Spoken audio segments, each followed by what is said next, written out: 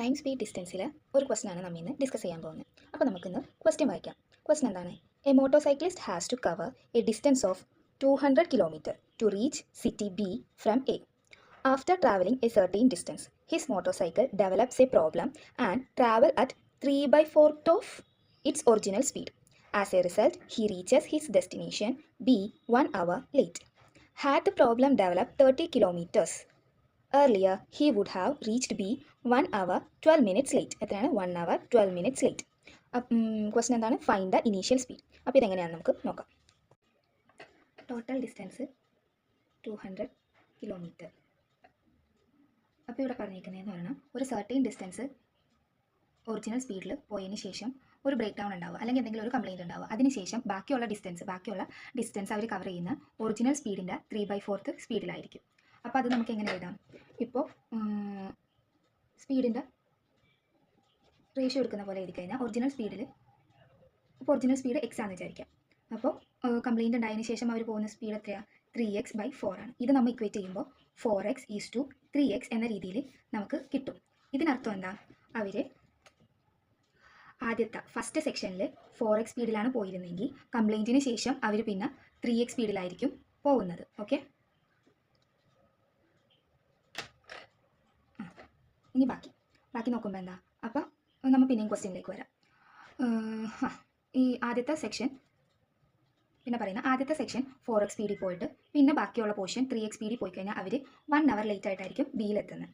ഇനി ക്വസ്റ്റ്യൻ്റെ രണ്ടാമത്തെ ഭാഗത്തേക്ക് നമുക്ക് വരാം. Had the problem develop 30 kilometres earlier എന്ന് പറഞ്ഞാൽ ഈ നമ്മൾ ആദ്യം ഒറിജിനൽ സ്പീഡിൽ ഒരു സെക്ഷൻ ഓഫ് പോർഷൻസ് ട്രാവൽ ചെയ്തിട്ടുണ്ടാവുമല്ലോ, അതിൻ്റെ അകത്ത് ഒരു 30 കിലോമീറ്റർ മുന്നേ ആയിരുന്നു ഈ കംപ്ലയിൻറ്റ് വന്നെങ്കിൽ അവർ എപ്പോഴായിരിക്കും? 1 മണിക്കൂറും 12 മിനിറ്റിനും ശേഷമായിരിക്കും ബിയിലെത്തുക. അപ്പോൾ അതായത് ഈ 200 കിലോമീറ്ററിൻ്റെ 30 കിലോമീറ്റർ ഉണ്ടല്ലോ, 200 കിലോമീറ്ററിൻ്റെ 30 കിലോമീറ്റർ നമ്മൾ 4x സ്പീഡിൽ ആണ് പോകുന്നത്. 4x സ്പീഡിലാണ് പോകുന്നതെങ്കിൽ നമ്മൾ 1 hour ആയിരിക്കും ലേറ്റ്. ബട്ട് ഇതേ സെയിം 200 കിലോമീറ്ററിൻ്റെ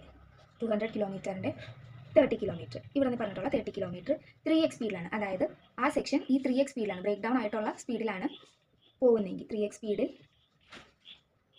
ആണ് പോകുന്നെങ്കിൽ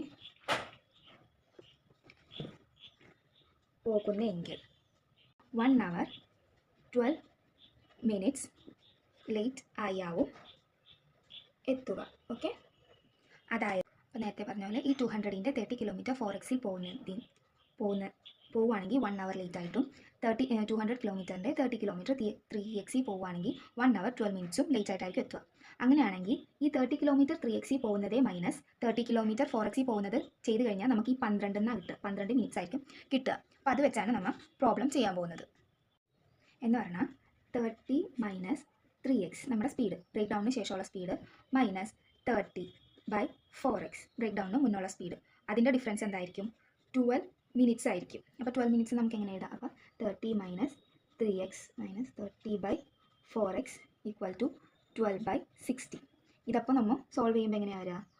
30 × 4x minus 30 × 3x by 12x² equal to ഈ 12/60നെ നമുക്ക് 1/5 എന്ന് എഴുതാം. അതറിയാലോ. ഓക്കെ, അപ്പോൾ നമുക്കിവിടെ എന്താ വരുന്നത്? 120x minus 90x by 12x² is equal to 1/5. അപ്പോൾ 120 മൈനസ് 90x എന്ന് പറഞ്ഞാൽ എത്രയാണ്? 30x equal to 120x². 5 എന്താ ചെയ്യുന്നത്? ഈ 5നെ നമുക്ക് അപ്പുറത്തേക്ക് എടുക്കാം. അപ്പോൾ 30x × 5 equal to 12x². 150x equal to 12x². ഈ x² ഒരു എക്സും ഇവിടെ കിടക്കുന്ന ഒരു എക്സും അങ്ങോട്ട് കട്ട് ചെയ്താലേ. അപ്പോൾ എന്ത് വന്നു? 12x എന്ന് പറഞ്ഞാൽ 150 എന്ന് വന്നു. അപ്പോൾ എക്സിൻ്റെ വാല്യൂ എത്രയാണ്? 150/12. 150/12 എന്ന് പറയുമ്പോൾ എത്ര വരും? കട്ട് ചെയ്യുവാണെങ്കിൽ നമുക്ക് എത്ര വരും? 3 വെച്ച് കട്ട് ചെയ്യുവാന്ന് വെച്ചു. അപ്പോൾ 50/4.